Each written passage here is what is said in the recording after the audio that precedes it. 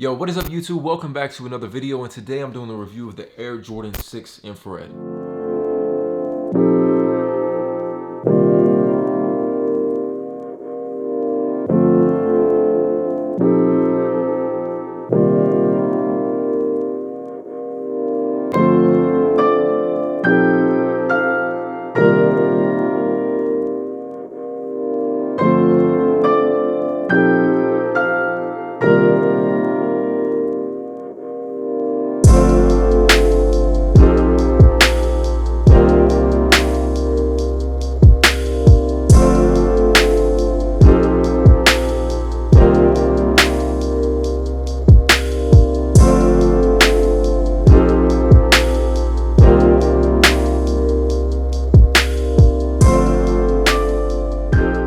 So you guys saw my last video where I pretty much talked about, is this worth it? You know, really, should you pick this up versus the 2014 version if you already have it? It's kind of like upgrading an iPhone, you know? It's just one of those things where Jordan Brand releases the same shoe within 2-3 years. Oh, damn it, it's probably been like 4 now, but you get what I'm saying. Like, it's like an iPhone upgrade. It's a shoe upgrade. Let's get into a little bit of the history of the shoe. For those of you that don't know, this shoe was actually designed by Tinker Hatfield. And little do a lot of people know that Jordan actually won his first ring, his first championship in 1991 in the Infrared 6s. The design is actually based off of his slant nose Porsche, which is crazy, man. It's something new that I learned. That's just pretty insane. Tinker really did his thing as far as Jordan goes. For those of you that don't know, just like the Jordan 3, that's what originally kept Mike with Nike. He was ready to go sign with Adidas. He never even really wanted to be on Nike. So it's always fun, you know, kind of going and diving into the history of the sneaker. But overall, man, like I said, 1991 is when these originally appeared. And then they dropped again in 2014. Well, they dropped in 2000, then they dropped in 2014. The 2000 version was actually more so like a varsity red. 2014 was a little bit closer to the original, being a little more pink, but then you have this, which basically is the same. Like, they finally matched it, which is on point. I feel like the materials kind of remind me a lot of the 2014 pair, but overall, man, just a super fire shoe. I'm not really that big into 6s. There's only a few 6s that I have in my collection, and just 6s that I would keep in general.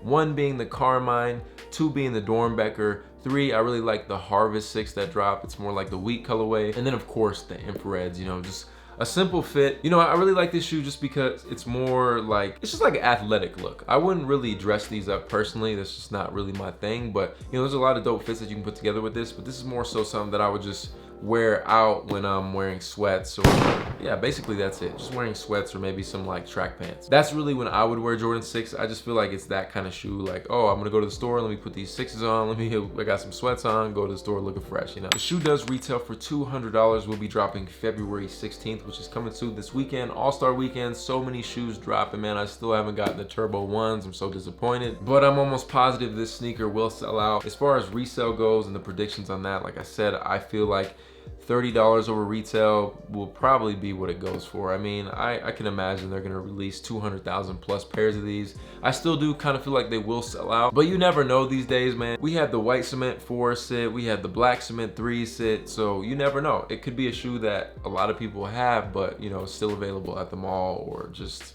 it really isn't that expensive or that much more over retail. Now, a lot of people were asking me about sizing on this shoe. I personally go true to size. I like the looser fit, you know, just like I said, I like to run in the store, put them on and keep it moving.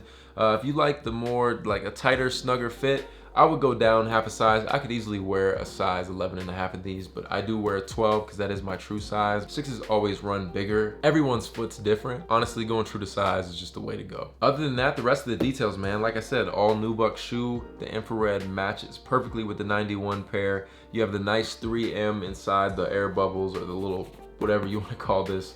And of course the icy blue sole, which a lot of people do not like. I love it because I feel like it really just preserves. I feel like the majority of my shoes that have the icy blue sole are still icy.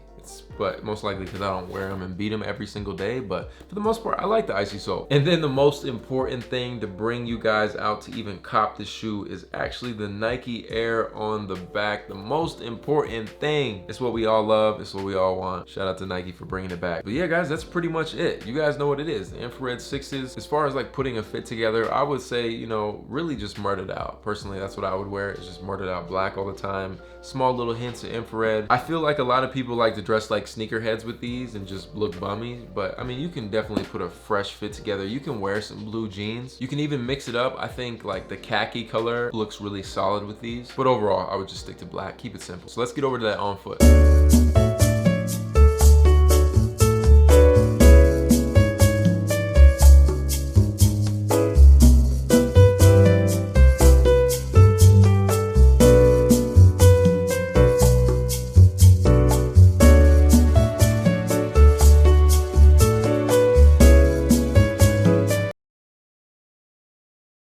Lean with me, pop with me, get high with me if you rock with me, smoke with me, drink with me, messed up liver with some bad kidneys.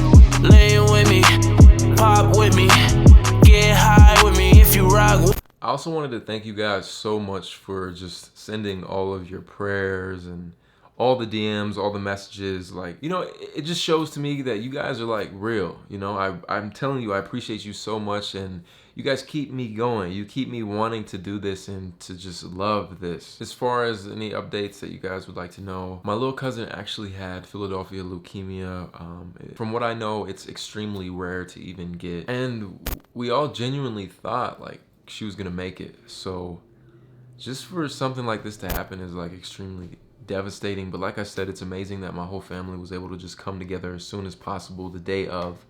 As soon as we heard, we caught flights that day, got there that night, and you know, we got to see her, and it's tough, man. Like even now, it still just doesn't seem real. And you know, you look back on people, and you know, I look back at her, she's such a cute girl, and I just wish that I would have had the opportunity to maybe spend more time with her. And it's just one of those things where, you know, you gotta stop taking stuff for granted. Like, you really do. And you just have to appreciate what you have. And I know most of the time, like, we hear this and it goes in one ear, out the other. You think family is gonna last forever and people are always gonna be there, but you know, no day is guaranteed. Every day you wake up, man, it's really a blessing. So at this point, it's just, all I can do is just be the most positive, optimistic person I can be. And you know, as soon as Ava was actually diagnosed with cancer, it really shocked me. And it kind of put me in the gear of, wow, life is extremely short now. I never thought that she would pass away. It's just something, it's just crazy. And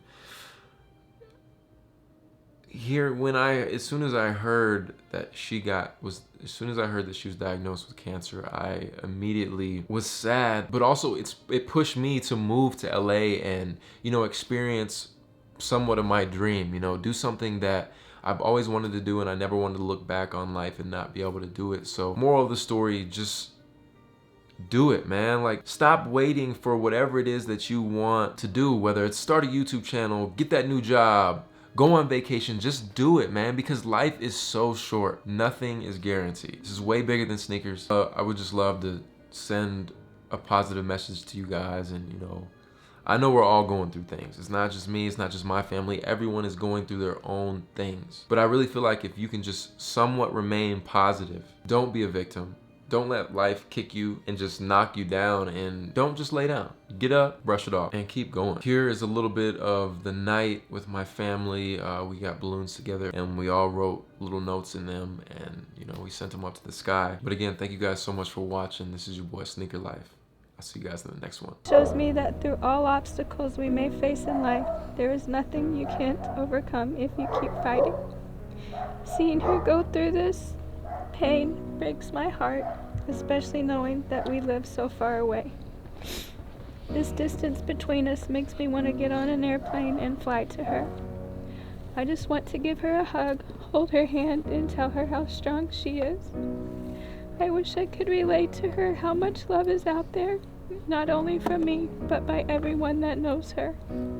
This bracelet is a symbol of my love for her always and forever. Even though we are far apart, I hope she realizes how much she means to me. This bracelet will be a reminder to me that you can do anything if you put your mind to it. Oh. Let's just say when. Everybody ready? On 3. 1, 2, 3.